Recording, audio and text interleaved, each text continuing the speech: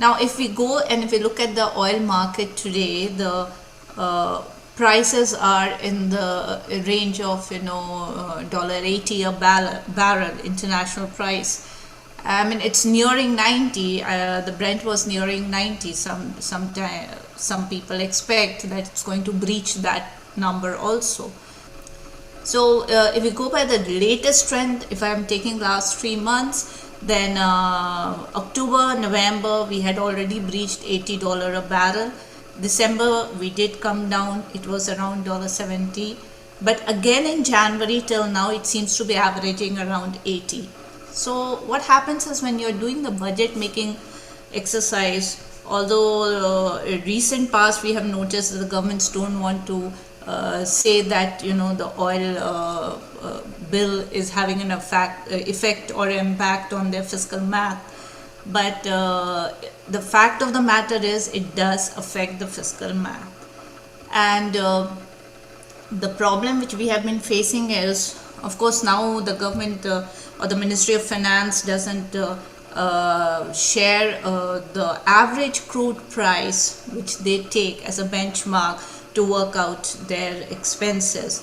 But what we are given to understand informally is that for the last budget, they had taken an average of 65, 67 in that range, $65 to 67 a barrel. Now, if you look at the numbers and the way the prices have gone, we have long breached that number. So now when the government starts working on the current budget, I presume they'll be taking a better cushion. Taking an average other side of 70 at least, so that any further fluctuation doesn't have impact on our finances. Of course, our revenue side, we have been doing supposedly well. The claims are that the tax numbers have been good, but then the expenditure is also there. So to work out our schemes, social welfare schemes and schemes like that, the entire revenue which is coming in goes there. So therefore, crude oil price, crude oil import bill will have a impact on how the fiscal maths is worked out. And the government, I'm sure, is looking at various aspects. And the other interesting factor, as the finance minister goes in for her budget, will be that this is going to be an election. The certain states are going for polls, so this is the time when the retail prices are not touched mostly, because it affects your vote bank. So it would be interesting to see how the balancing act will be made, and how they'll ensure that it doesn't really end up being a mint with a hole, and it sort of takes care of the challenges.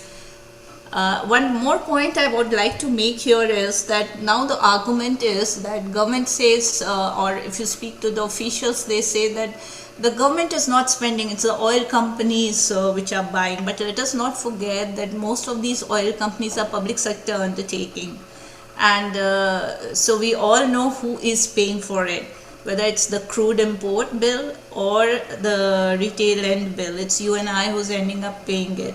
So yes, it's going to be very interesting how the numbers are worked out. Energy is not only economy, but it's also political.